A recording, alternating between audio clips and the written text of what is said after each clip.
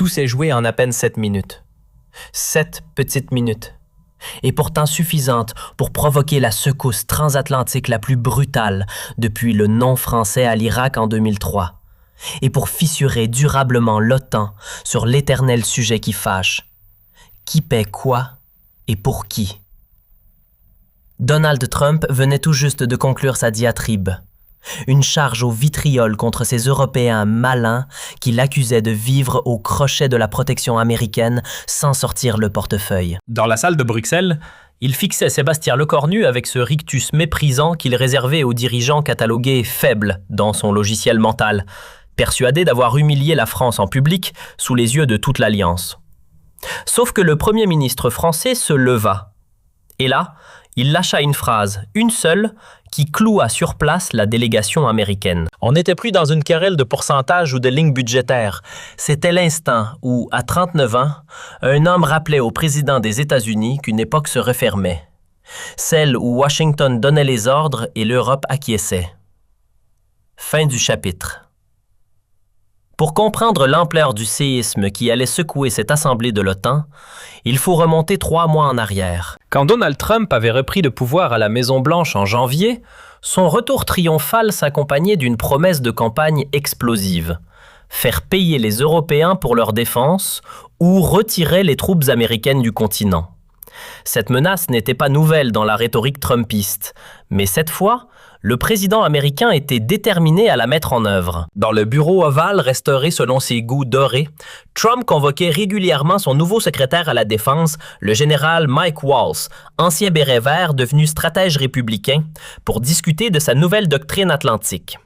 L'objectif était simple et brutal.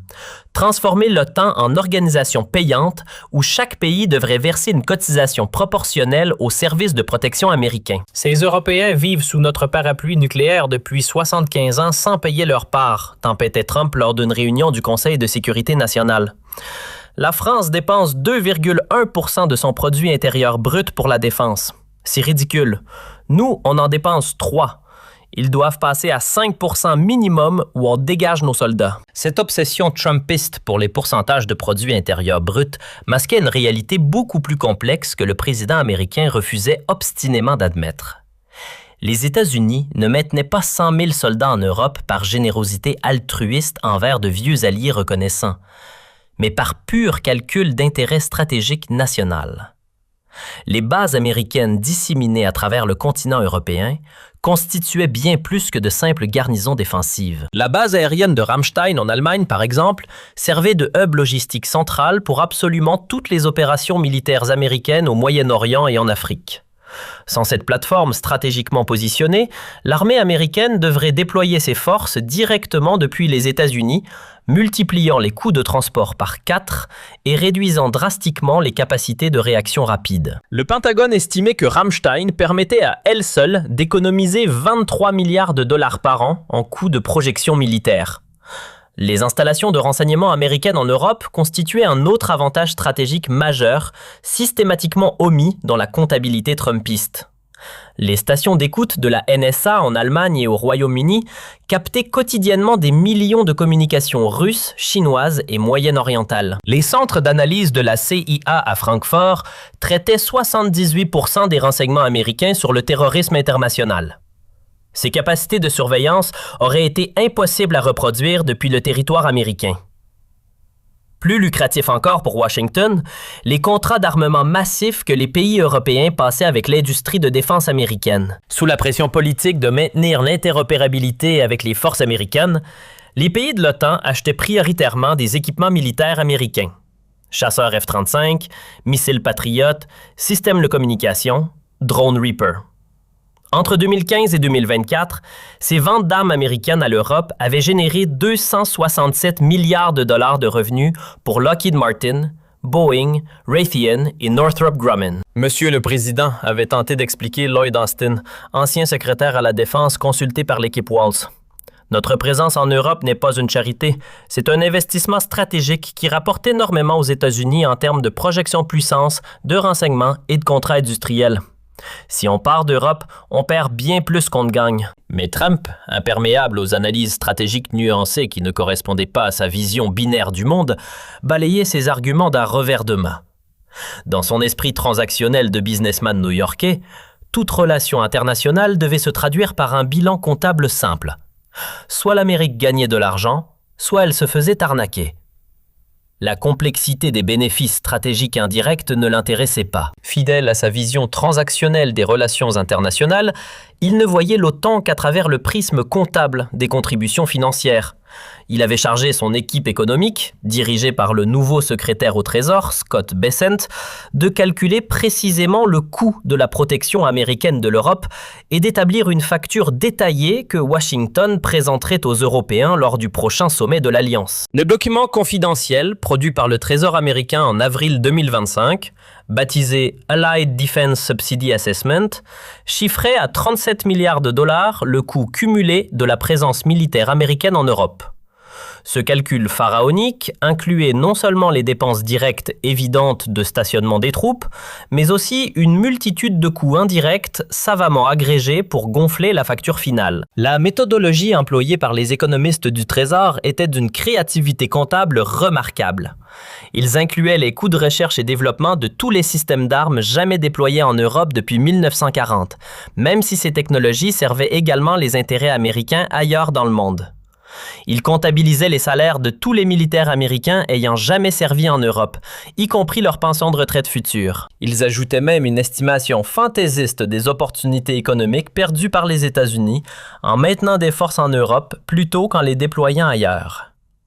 Plus audacieux encore, le rapport incluait une ligne budgétaire intitulée « Coût d'opportunité du capital investi », calculant les intérêts que 7 milliards auraient pu générer s'ils avaient été investis dans l'économie américaine plutôt que gaspillés en Europe. Cette acrobatie comptable portait la dette européenne totale à 340 milliards de dollars selon les calculs du Trésor trumpiste. Monsieur le Président, avait déclaré Scott Bessent lors de la présentation officielle du rapport au cabinet, si l'on considère que l'Europe devrait rembourser rétroactivement sa juste part de ses coûts avec intérêts composés, la France nous doit environ 100 milliards, l'Allemagne 312 milliards, l'Italie 92 milliards, l'Espagne 9 milliards. C'est une dette colossale que les Européens ont contractée envers le contribuable américain travailleur. Cette comptabilité totalement fantaisiste reposait sur une hypothèse fondamentalement malhonnête, que les États-Unis ne tiraient absolument aucun bénéfice stratégique, économique ou politique de leur présence en Europe. Elle ignorait délibérément que la domination américaine sur l'Alliance atlantique permettait à Washington de façonner l'ordre international selon ses intérêts, de contrôler les choix stratégiques européens et de maintenir son statut de superpuissance mondiale incontesté. Mais, dans l'esprit simpliste de Trump, cette dette européenne fictive devenait un argument massu, absolument imparable, pour exiger une augmentation drastique et immédiate des budgets de défense des pays de l'OTAN. Il ne s'agissait plus d'une négociation entre alliés, mais d'une sommation du créancier au débiteur. La cible prioritaire de cette offensive américaine était, sans surprise, la France, pays symbole historique de l'indépendance européenne vis-à-vis de Washington depuis les années de Gaulle. Depuis le général de Gaulle, justement, Paris cultivait, avec une constance remarquable, une posture d'autonomie stratégique qui irritait profondément et systématiquement toutes les administrations américaines successives, démocrates comme républicaines. La France disposait de sa propre force de dissuasion nucléaire totalement indépendante, avec 290 ogives nucléaires opérationnelles, avait spectaculairement quitté le commandement intégré de l'OTAN de 1966 à 2009 pour marquer son indépendance militaire, refusait régulièrement de s'aligner sur les positions américaines au Conseil de sécurité de l'ONU et plaidait inlassablement pour une Europe de la défense progressivement émancipée de la tutelle stratégique américaine. Cette tradition française d'indépendance militaire remontait au traumatisme de la Seconde Guerre mondiale. De Gaulle n'avait jamais pardonné aux Anglo-Américains de l'avoir tenu à l'écart des grandes décisions stratégiques de Milamont-Karamki, notamment du débarquement de Normandie, où la France est censée être libérée, mais n'avait aucun mot à dire sur les opérations. Cette humiliation historique avait forgé la doctrine française d'autonomie stratégique. Plus jamais la France ne dépendrait d'une puissance étrangère, même alliée, pour sa sécurité fondamentale. Les successeurs de Gaulle, de Pompidou à Macron, en passant par Mitterrand et Chirac, avaient tous maintenu cette ligne d'indépendance, avec plus ou moins de fermeté selon les circonstances. Même quand Sarkozy avait réintégré le commandement intégré de l'OTAN, il l'avait fait en négociant des garanties d'autonomie décisionnelle pour les forces nucléaires françaises et en exigeant que des généraux français occupent des postes clés dans la structure militaire de l'Alliance. Pour Trump, cette arrogance française multiséculaire était proprement insupportable et constituait une offense personnelle. Ils veulent jouer les indépendants avec leurs petites bombes atomiques pathétiques. Mais quand Poutine les menace sérieusement, ils viennent pleurer chez nous en demandant protection, avait-il déclaré lors d'un meeting électoral particulièrement enflammé à Tampa, en Floride. Il est temps qu'ils payent en fait le vrai prix de la sécurité que nous leur garantissons ou qu'ils se débrouillent tout seuls face aux Russes. On verra combien de temps ils tiendront. Cette hostilité personnelle viscérale de Trump envers la France s'était encore considérablement intensifiée depuis l'arrivée inattendue de Le Cornu à Matignon en septembre. Le jeune premier ministre français de 39 ans incarnait absolument tout ce que Trump détestait profondément dans l'élite politique européenne. Un technocrate parfaitement formaté, polyglotte maîtrisant 5 langues couramment, défenseur dogmatique du multilatéralisme onusien et de la régulation internationale contraignante, admirateur affiché de l'Union européenne fédérale. Les rares échanges téléphoniques directs entre les deux hommes depuis janvier 2025 s'étaient tous terminés dans une tension diplomatique palpable et des accrochages verbaux à peine dissimulés. Trump reprochait systématiquement à Le Cornu son élitisme parisien insupportable, sa naïveté face aux dictatures, son arrogance intellectuelle et, surtout, sa faiblesse militaire pathétique face à Poutine. Le Cornu, de son côté, ne cachait pas son mépris à peine voilé pour ce qu'il considérait comme le populisme dangereux et l'ignorance stratégique de Trump. Lors d'un dîner privé à l'Élysée avec des ambassadeurs européens, le premier ministre français avait confié « Trump est le symptôme de la décadence intellectuelle américaine. Il résonne comme un promoteur immobilier des années 1980, pas comme un leader du monde libre du 20e siècle. » Ces mots, bien sûr confidentiels en théorie, avaient filtré dans la presse américaine via des fuites diplomatiques, provoquant une fureur présidentielle mémorable. Trump avait tweeté rageusement à 6 heures du matin depuis Mar-a-Lago. Le pathétique Le Cornu, qui dirige un pays en faillite sociale, ose critiquer l'Amérique qui le protège depuis 80 ans. Sans nous, la France parlerait allemand ou russe. Ingratitude totale. Cette escalade verbale bilatérale entre les deux dirigeants avait créé un climat diplomatique franco-américain particulièrement délétère. Les fonctionnaires du Quai d'Orsay et du département d'État multipliaient les efforts pour maintenir des canaux de communication fonctionnels. Mais la relation personnelle catastrophique entre Trump et Le Cornu empoisonnait systématiquement toute tentative de dialogue constructif. C'est dans ce contexte délétère que s'ouvrait le sommet de l'OTAN de Bruxelles dès le 15 juillet 2025, officiellement consacré à la modernisation des capacités de défense collective.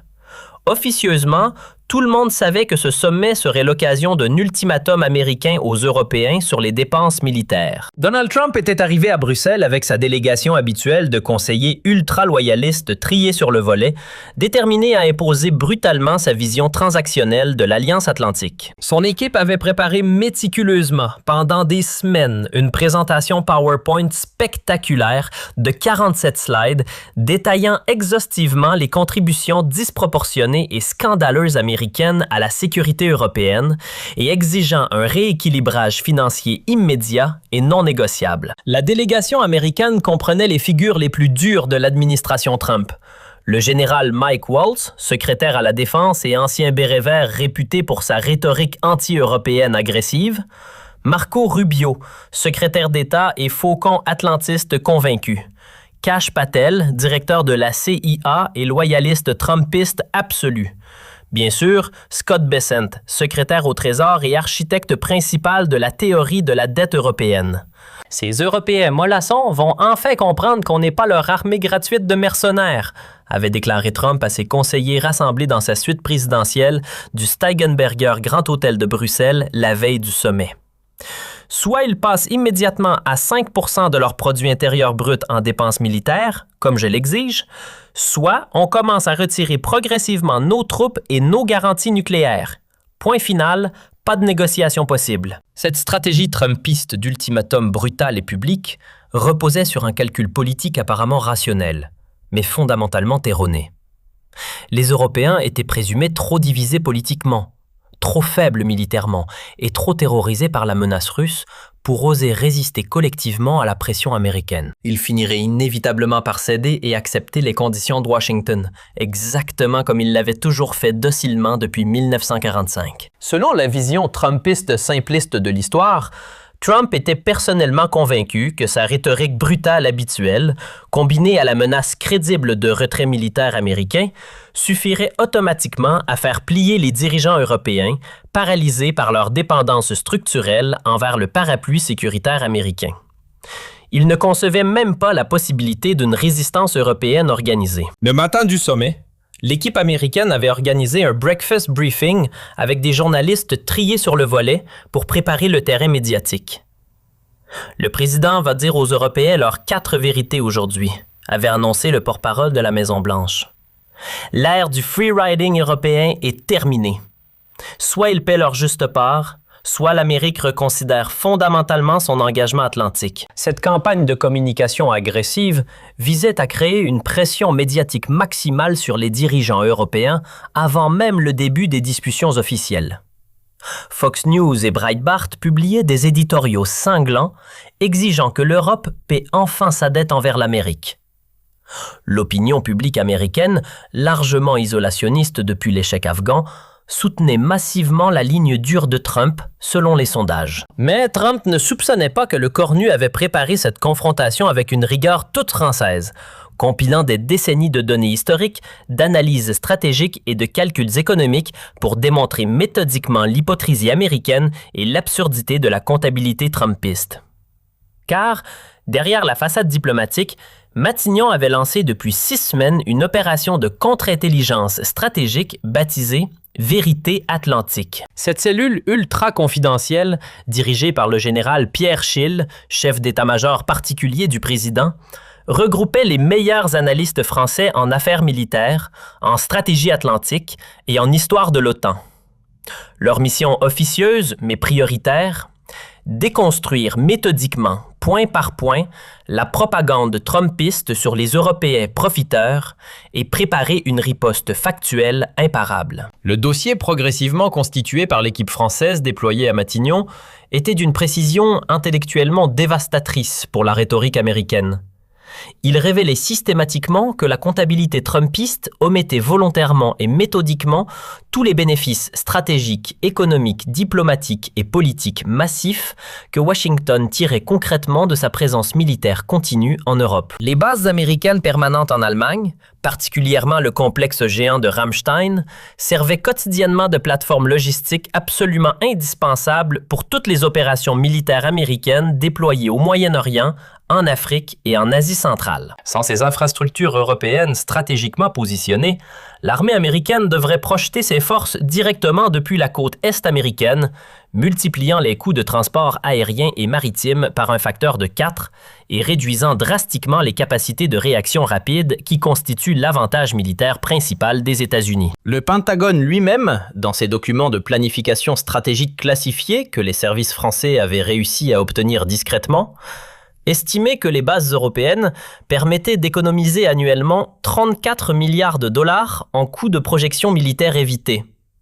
Sur 75 ans, cela représentait 550 milliards de dollars d'économies directes pour le budget américain de la défense. Les systèmes de renseignement américains, massivement déployés en Europe, constituaient un autre avantage stratégique colossal, systématiquement omis dans la comptabilité trumpiste simpliste. Les gigantesques stations d'écoute électronique de la NSA, implantées en Allemagne, au Royaume-Uni et en Italie, captait quotidiennement des dizaines de millions de communications téléphoniques et Internet russes, chinoises, iraniennes et moyen-orientales. Les centres d'analyse ultra sophistiqués de la CIA, installés à Francfort, Munich et Londres, traitaient informatiquement 78% du renseignement américain global sur le terrorisme international, le narcotrafic et la prolifération nucléaire. Ces capacités massives de surveillance et d'interception auraient été techniquement impossibles à reproduire efficacement depuis le territoire américain à cause des distances satellites et des limitations physiques de transmission des signaux électromagnétiques. L'Europe offrait simplement une position géographique idéale pour espionner tout l'hémisphère oriental de la planète. Monsieur le Premier ministre, avait expliqué avec satisfaction le général Chill lors du briefing stratégique final à Matignon. Les Américains nous présentent une facture unilatérale de 1237 milliards de dollars sur 75 ans de présence militaire en Europe. Mais nos calculs rigoureux démontrent mathématiquement qu'ils ont, en réalité, gagné plus de 140 milliards de dollars en bénéfices stratégiques directs, avantages commerciaux, profits industriels et économies opérationnelles grâce à leur implantation européenne. Selon toute logique comptable nette, ce sont eux qui nous doivent massivement de l'argent. Absolument pas l'inverse, comme Trump ose le prétendre. Plus accablante encore pour Washington, l'analyse française ultra détaillée révélait que les guerres américaines catastrophiques en Irak et en Afghanistan avaient coûté aux pays européens de l'OTAN plus de 340 milliards d'euros en contributions militaires directes et indirectes entre 2001 et 2021. Cette somme astronomique incluait non seulement les coûts évidents de déploiement des troupes européennes sur ces théâtres d'opérations lointains, mais aussi une multitude de dépenses cachées que les gouvernements européens n'avaient jamais osé comptabiliser publiquement. Les pays membres de l'Alliance Atlantique avaient collectivement fourni 140 000 soldats pour ces opérations lancées unilatéralement par les États-Unis sans consultation réelle des alliés, perdant tragiquement une vingtaine de militaires tués au combat et plus de 8 400 blessés graves dans des guerres qui ne servaient en rien les intérêts sécuritaires européens, mais uniquement l'agenda impérialiste américain au Moyen-Orient. La France seule avait dépensé 47 milliards d'euros pour sa participation à ces conflits. 12 000 soldats déployés en Afghanistan pendant 13 ans, 88 militaires français tués, 700 blessés. Sans compter les coûts psychologiques des milliers de vétérans traumatisés par ces guerres absurdes. L'Allemagne avait déboursé 51 milliards d'euros, le Royaume-Uni 71,8 milliards, l'Italie 23 milliards, l'Espagne 18 milliards. Et pour quel résultat concret? L'Irak était devenu un État failli, contrôlé par des milices pro-iraniennes, exactement l'inverse des objectifs américains proclamés. L'Afghanistan est retombé sous contrôle taliban en août 2021. Après un retrait chaotique et humiliant, décidé unilatéralement par Washington, sans même consulter les alliés européens qui avaient sacrifié sang et argent pendant 2 décennies. Monsieur le Premier ministre, avait martelé avec indignation le colonel François Lecointre, ancien chef d'état-major des armées consulté pour l'analyse historique. Nous avons dépensé des fortunes et sacrifié nos soldats pour des aventures militaires américaines basées sur des mensonges délibérés. Les armes de destruction massive irakiennes n'ont jamais existé. Ben Laden était au Pakistan, pas en Afghanistan. Ces guerres ont été des catastrophes absolues dont les Européens ont payé le prix sans en tirer aucun bénéfice.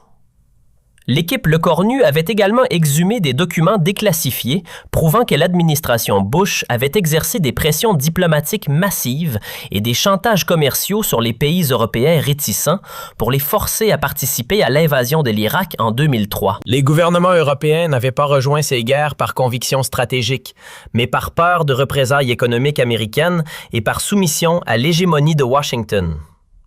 Le 15 juillet 2025, à 15h30 précise, dans la salle du Conseil de l'OTAN au nouveau siège de l'Alliance, Trump prit la parole avec cette assurance agressive qui caractérisait ses interventions internationales. Vêtu de son costume bleu marine caractéristique, avec sa longue cravate rouge, il incarnait parfaitement l'America First qu'il défendait depuis toujours. « Mesdames et messieurs les chefs d'État et de gouvernement », commença-t-il avec ce ton direct qui faisait sa marque, je suis ici aujourd'hui pour dire une vérité que trop de mes prédécesseurs n'ont pas eu le courage de dire. L'OTAN est un accord déséquilibré où l'Amérique paie et l'Europe profite. Son discours était typiquement trumpiste. Chiffres approximatifs, comparaisons douteuses, patriotisme économique et menaces à peine voilées. L'Amérique dépense 60 milliards de dollars par an pour sa défense. La France, 64 milliards. L'Allemagne, 63 milliards. Nous dépensons plus que les 30 autres pays de l'OTAN réunis. C'est inacceptable. Cette présentation des chiffres bruts omettait volontairement de mentionner que les États-Unis avaient une économie 7 fois plus grande que la France et 5 fois plus grande que l'Allemagne, rendant la comparaison en valeur absolue totalement trompeuse. Mais Trump poursuivit sans se soucier des nuances économiques. Nous avons 100 000 soldats américains stationnés en Europe pour protéger des pays qui peuvent se permettre de payer leur défense, mais qui préfèrent dépenser leur argent dans leurs programmes sociaux généreux, continua-t-il avec un mépris évident. C'est le contribuable américain qui subventionne l'État-providence européen. Ça suffit. Cette rhétorique sur les Européens socialistes profiteurs était un classique du Trumpisme, ignorant totalement que les dépenses sociales européennes finançaient des systèmes de santé et d'éducation dont les États-Unis auraient bien besoin. Mais Trump ne s'arrêta pas là dans sa charge. L'accord était simple. Les pays de l'OTAN devaient dépenser 2% de leur produit intérieur brut pour la défense. Beaucoup ne respectent toujours pas cet engagement. Ce n'est pas suffisant. Nous exigeons maintenant 5% minimum, déclara-t-il en regardant directement la délégation française. La France dépense 2,1%. C'est ridicule. Ils doivent passer à 5% immédiatement ou nous retirerons progressivement nos forces du continent européen. Cette exigence de tripler les dépenses militaires européennes en quelques années était économiquement irréaliste et stratégiquement absurde. Mais Trump la présenta comme un ultimatum non négociable. Il termina par une menace qui glaça l'assistance. L'Amérique ne sera plus le garde du corps gratuit de l'Europe. Soit vous payez le vrai prix de votre sécurité, soit vous vous débrouillez seul face à Poutine. Le choix vous appartient, mais nous ne négocierons pas. Les applaudissements qui suivirent furent maigres et gênés, principalement de la part de la délégation américaine. L'Assemblée de l'OTAN était choquée par la brutalité de l'ultimatum trumpiste. Tous les regards se tournèrent vers le cornu quand il demanda calmement à prendre la parole. Le premier ministre français se leva avec cette dignité républicaine qui caractérisait la tradition diplomatique française, s'approcha du pupitre sans précipitation et fixa Trump droit dans les yeux, avant de prononcer les mots qui allaient choquer Washington et diviser l'Alliance atlantique. « Monsieur le président Trump, commença-t-il d'une voix posée mais tranchante, je vous remercie pour cette démonstration parfaite de ce qu'est devenu le discours américain. Un mélange toxique d'arrogance et de comptabilité falsifiée. » L'attaque était immédiate et frontale. Trump, visiblement surpris par cette agressivité française inhabituelle, fronça les sourcils. « Vous parlez de contributions déséquilibrées, » continua le cornu en sortant un dossier de sa serviette. « Permettez-moi de vous rappeler quelques faits que vous préférez manifestement ignorer. En 2003, les États-Unis ont envahi l'Irak sur la base de mensonges sur les armes de destruction massive. Coût de cette guerre pour les Européens, 7 milliards d'euros et 767 soldats morts. Pour défendre quels intérêts américains, M. Trump? Ces statistiques sur la guerre d'Irak firent l'effet d'une bombe. L'Assemblée découvrait un angle de la relation transatlantique soigneusement occulté par la propagande américaine. Afghanistan 2001-2021, poursuivit le cornu méthodiquement, les États-Unis invoquent l'article 5 de l'OTAN après le 11 septembre. Résultat d'un temps de guerre, 140 000 soldats européens déployés, 13 milliards d'euros dépensés par les Européens, pour finir par une débâcle totale et un retrait chaotique décidé unilatéralement par Washington.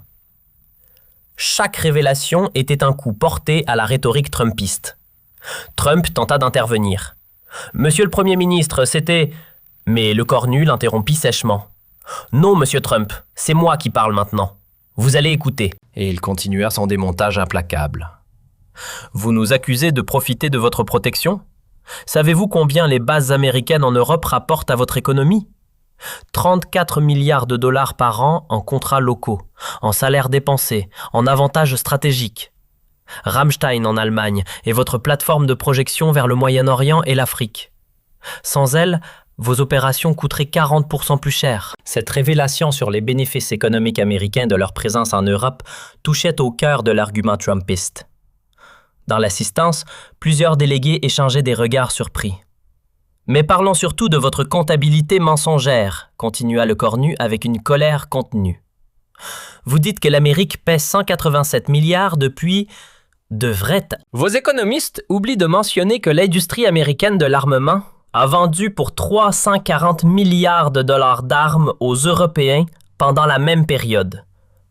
Qui profite de qui, M. Trump?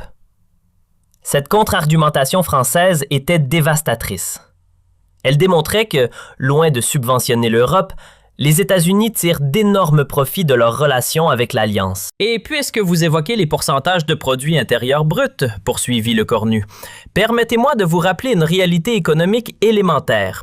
La France consacre 64 milliards à sa défense avec un produit intérieur brut de 3 000 milliards. Les États-Unis, eux, 167 milliards avec un produit intérieur brut de 22 000 milliards. En proportion de notre richesse, nous faisons autant d'efforts que vous. Cette remise en perspective des chiffres absolus que Trump aimait manipuler était particulièrement efficace. Le cornu démontrait que la comparaison brute était intellectuellement malhonnête.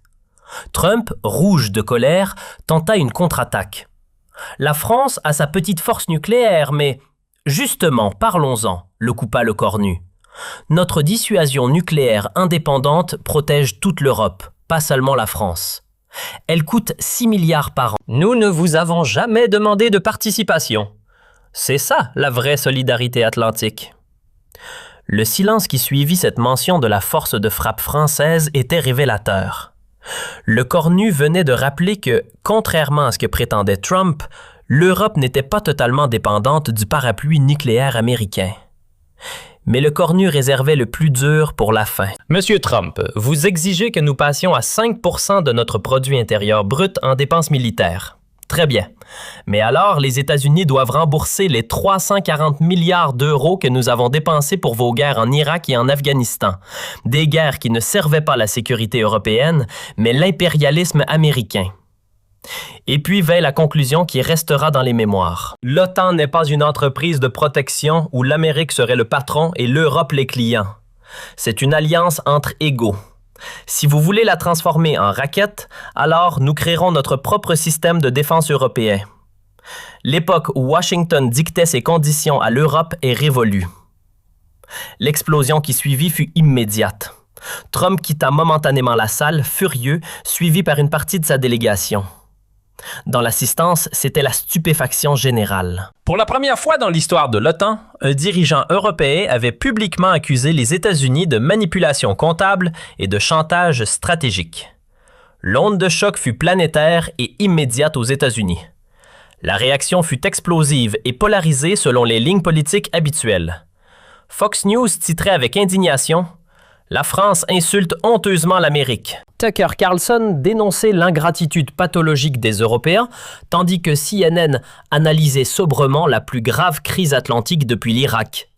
Et le New York Times questionnait avec inquiétude la fin de l'OTAN telle que nous la connaissons. Le Congrès américain, dans un rare moment d'unité bipartisane, adopta en urgence, à 357 voix contre 76, une résolution solennelle condamnant fermement les propos anti-américains, profondément inacceptables et historiquement injustes, prononcés par le premier ministre français. Les sénateurs républicains les plus belliqueux, menés par Tom Cotton et Lindsey Graham, réclamaient bruyamment des sanctions économiques immédiates contre Paris et l'annulation de tous les contrats militaires franco-américains en cours.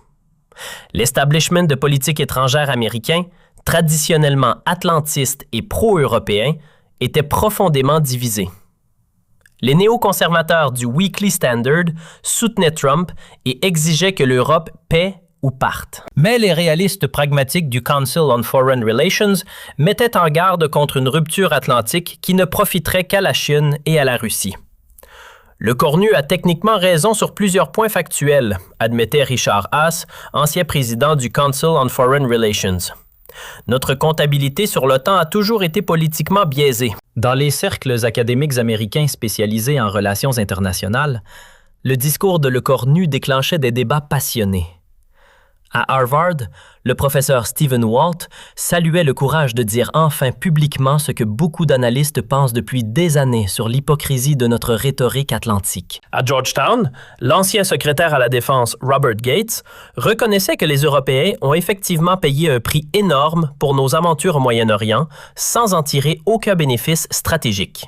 Mais, en Europe, l'effet fut inverse, spectaculaire et quasiment unanime. De Berlin à Rome, de Madrid à Varsovie, de Stockholm à Athènes, les opinions publiques européennes saluèrent massivement et avec enthousiasme le courage historique français et la gifle salutaire à l'arrogance américaine.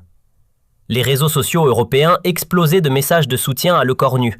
Le hashtag #StandWithLecornu fut en tendance pendant 48 heures continues dans 23 pays européens. Pour la première fois depuis des décennies d'atlantisme docile et de soumission aux diktats de Washington, quelqu'un avait enfin osé publiquement tenir tête à l'hyperpuissance américaine sur son propre terrain rhétorique.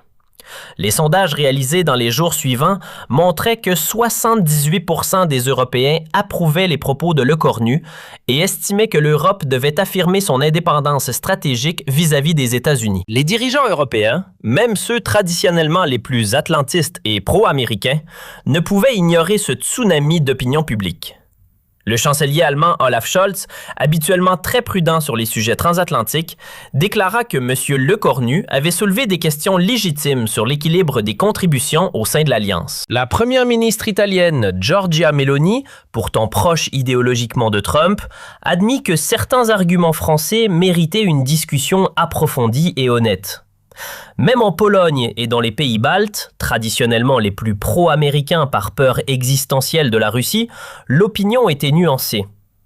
Nous avons besoin de la protection américaine contre Moscou, reconnaissait le président polonais. Mais cela ne signifie pas que nous devons accepter d'être traités comme des vassaux corvéables à merci par Washington. 6 mois après cette confrontation historique, les conséquences géopolitiques étaient majeures. Les relations franco-américaines s'étaient considérablement refroidies.